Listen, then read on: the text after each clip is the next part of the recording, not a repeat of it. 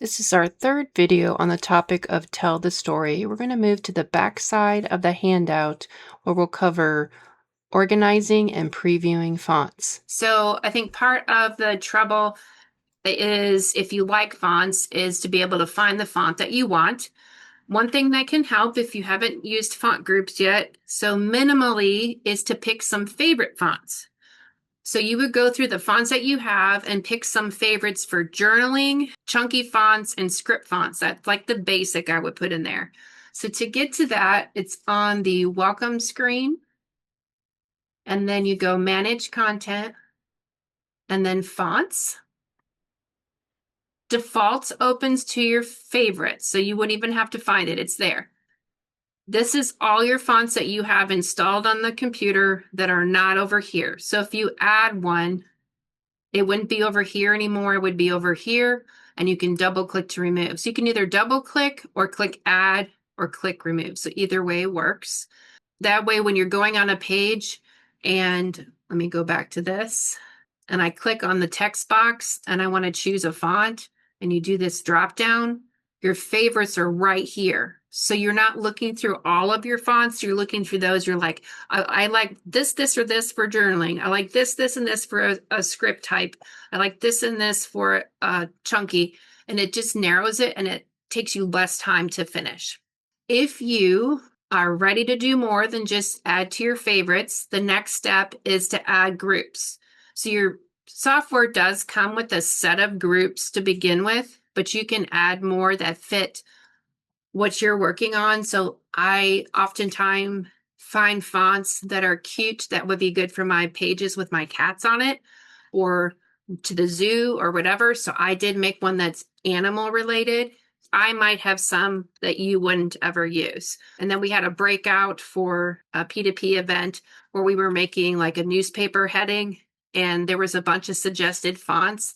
Well, I added them all, and then I organized them by headlines clean and headlines distressed. These were all fonts suggested, but they were more grungy. If you want to make one different than the preloaded ones, you would go down here to the bottom and say add group. So you can also do this for a trip. So I'm going to put 00 at the beginning of it, and I'm going to put Smoky Mountains 24. And then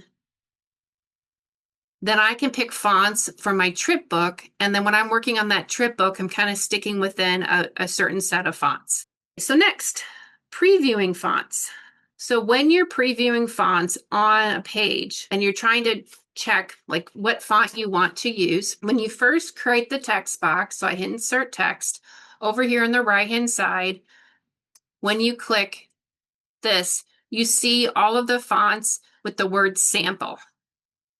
So let's say your word doesn't have any of those letters, and you have no idea how your title is going to look in the fonts that you're looking at. Plus, it's tinier than my eyes would prefer. Benefit is right here on the page, I can see what the text looks like. If I wanted to, I could pre-type my text. So sample title here, and I can make the font really big. And then that would give me a better preview size with the letters I plan on using. And then I can go through different fonts and check it out that way. So that would be one way to do it right within the software. And then another way to do it is one I use most often, and it is with an outside site.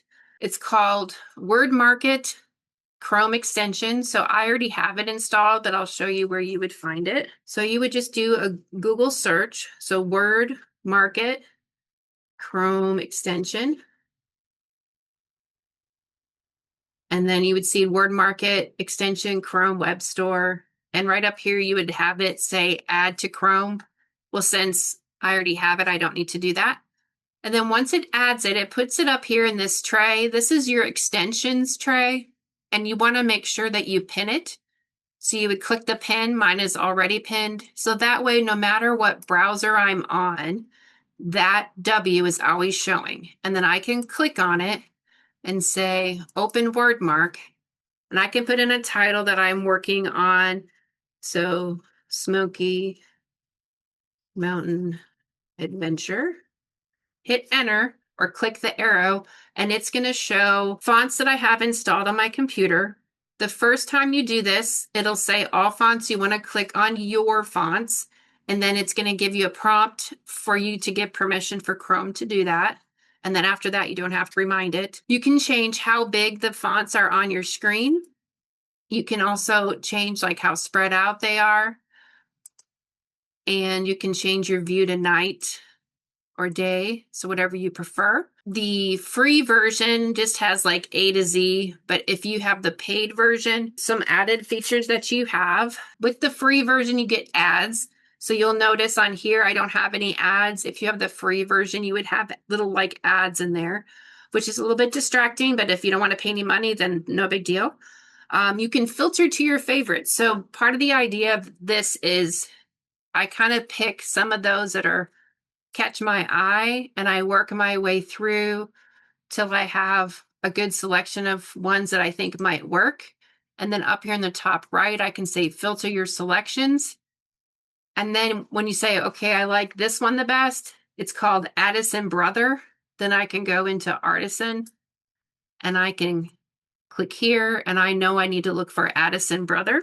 I can type A to go to my A's, and then I'll scroll down. There you go. So that's how, quickly I can, a good font that's going to work with the theme of my page. And some other functionality of this, if you have the paid version, is that let's say you're looking for a certain kind of stylized S. So you can say, show me what the S's look like. So I just selected the S, and now it's highlighting the S. And so I can scroll through and see, okay, I really like how that S works.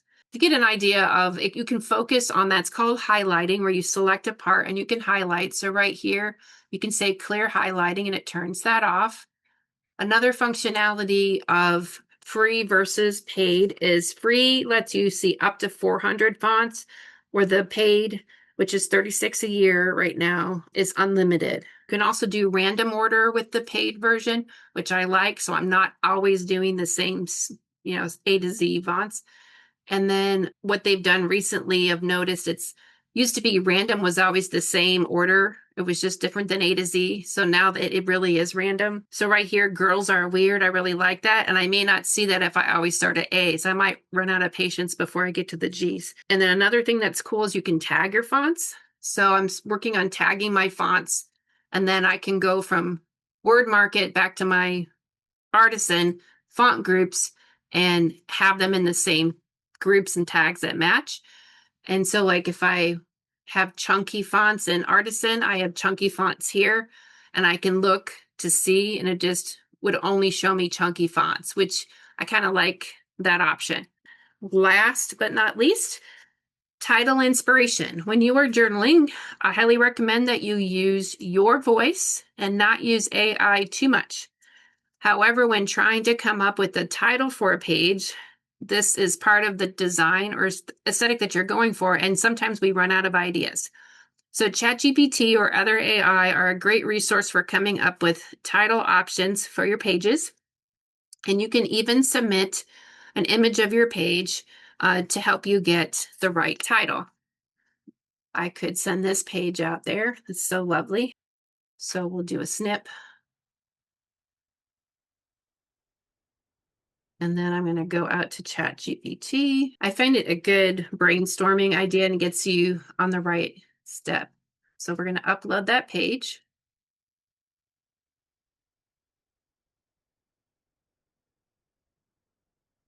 And you can either type it in or you can use your microphone. So here we go. And it gives you a theme. So sweet and heartfelt, Oreo centered, missing Scott, playful. So it gives you lots of different title ideas, especially if you've done multiple pages and you like Christmas every year. So this would be helpful to help you find new ideas.